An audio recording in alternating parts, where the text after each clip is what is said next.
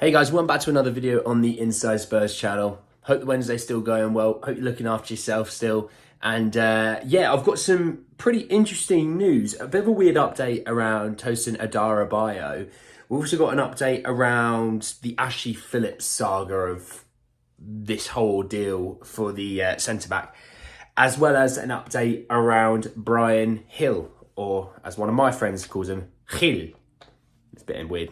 It's weird, but I love it.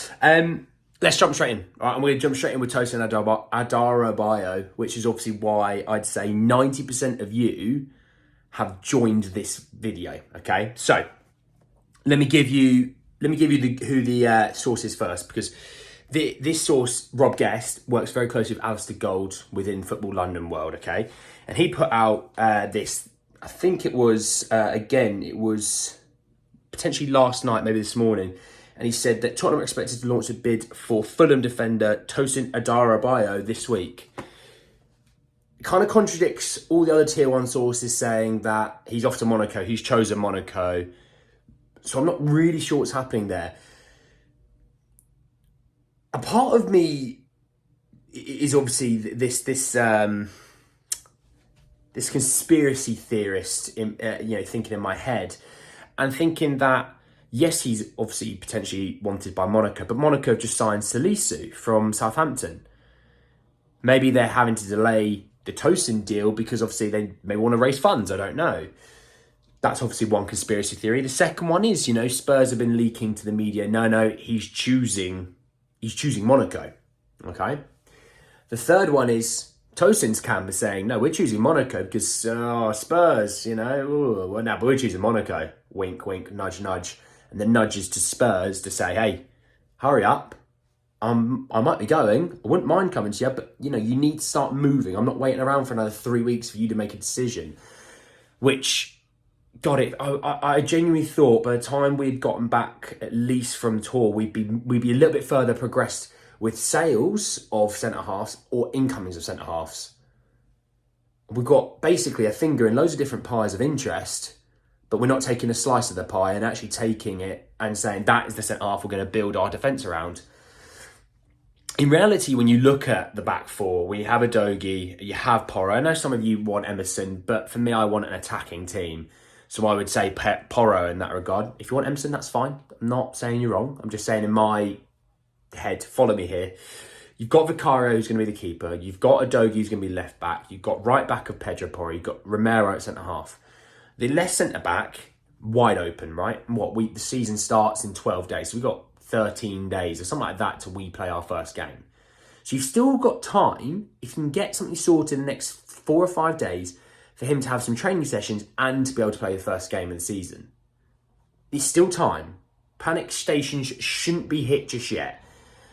Don't my hand is very much on the button right now, and I'm like, do I need to press this? Do I? And I'm waiting back for the email to say yes or no, right? The thing that separates Tosin is very much the Premier League proven experience that he has in a team that, Fulham did quite well last year. Obviously, it'd be interesting to see how they do this year, obviously, with Mitrovic's situation, Tosin obviously potentially leaving as well, and Paulinho obviously getting himself hurt in pre-season. But it does make sense in that regard. Football London love the whole homegrown English player bias as well, I can't lie.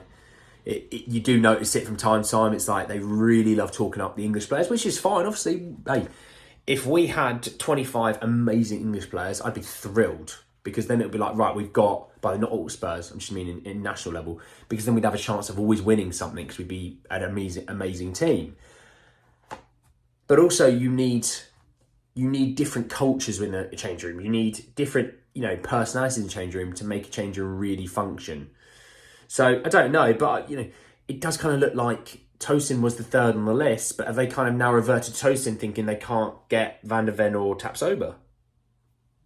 Stick around because my third video of the day will include those two. There you go. There's a little spoiler for you. Okay.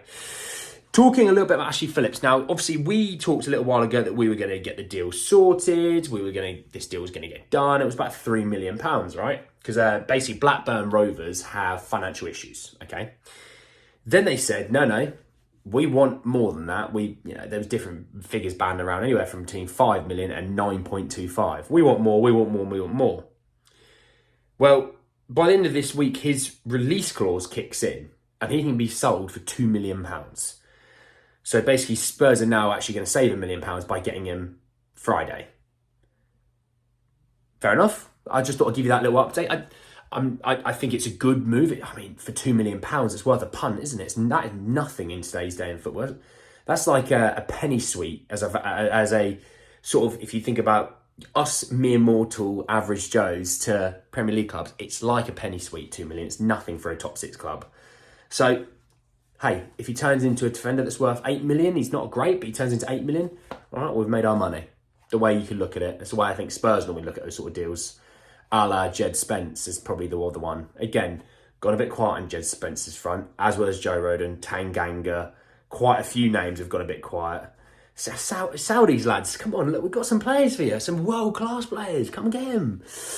Yeah, so that was sort of the update around Ashley Phillips really quickly. An update around Bryan Gil. Now, if you weren't aware, Bryan Gil has just had an operation. He's going to be out for a couple of months. So this is why I'm just going to throw this one in. This is only purely to tell you, don't always believe what you read. So this came from ABC de Sevilla, okay, and it says that Sevilla want to sign Bryan Gil from Tottenham.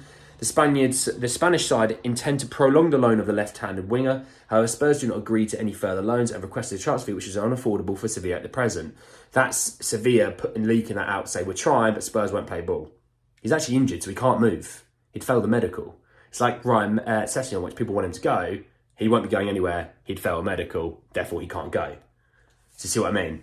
So I don't see Bryan Gil going anywhere. Now, I'd be shocked if he did, but I very much doubt he will.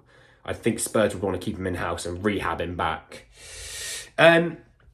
Just want to touch on one last story, which I was going to include in the next one to come, but just really quickly. Sources from Belgium, I can't even pronounce this name. Honestly, it's mental.